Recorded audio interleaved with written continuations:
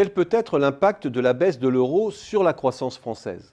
En première lecture, le décrochage de l'euro est spectaculaire, notamment lorsque l'on se polarise sur le chiffre le plus commenté, c'est-à-dire la parité euro-dollar, de l'ordre de 15% depuis avril de l'année dernière.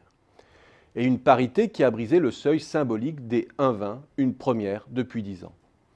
Mais lorsque l'on prend la mesure de l'ensemble des variations de change depuis cette date, on saisit rapidement que les choses ne sont pas si simples. Nombre de devises ont accompagné l'euro dans sa baisse, voire plus pour les pays qui sont déstabilisés financièrement. Le rouble bien sûr, le réal brésilien ensuite, mais aussi le yen, le franc suisse et la livre. Même le dollar canadien s'est déprécié sur la période vis-à-vis du dollar américain. Dans une moindre mesure aussi, le yuan coréen. Autrement dit, l'euro n'a pas gagné en compétitivité sur tous les marchés, ou du moins pas dans les proportions que suggère sa parité à l'égard du dollar. C'est la moyenne de ces mouvements pondérés par la structure de notre marché à l'exportation qu'il faut donc prendre en considération. Autrement dit, le taux de change effectif. Et si l'on regarde cet indice pour la France, on déchante rapidement par rapport à ce que suggère la parité euro-dollar.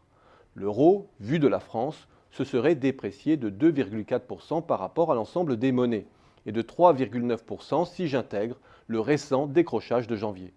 Non seulement d'autres devises se sont dépréciées, mais de surcroît, près de la moitié de nos exportations se font en zone euro et ne bénéficient donc pas de la dépréciation.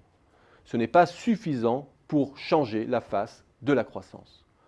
On aurait pourtant tort de s'arrêter là, contrairement à ce que font nombre de modélisateurs. Premièrement, le choc est un choc symétrique qui touche l'ensemble des pays de la zone en même temps. Autrement dit, c'est le taux de change effectif de la zone, considéré en bloc, qu'il faut prendre en considération. Deuxièmement, la désinflation en zone euro, plus prononcée que dans le reste du monde, crée un avantage compétitif supplémentaire. C'est donc le taux de change effectif réel de la zone euro qui est l'indicateur pertinent. Le premier indice, c'est-à-dire le taux de change effectif de la zone, s'est déprécié de près de 7% depuis mars-avril.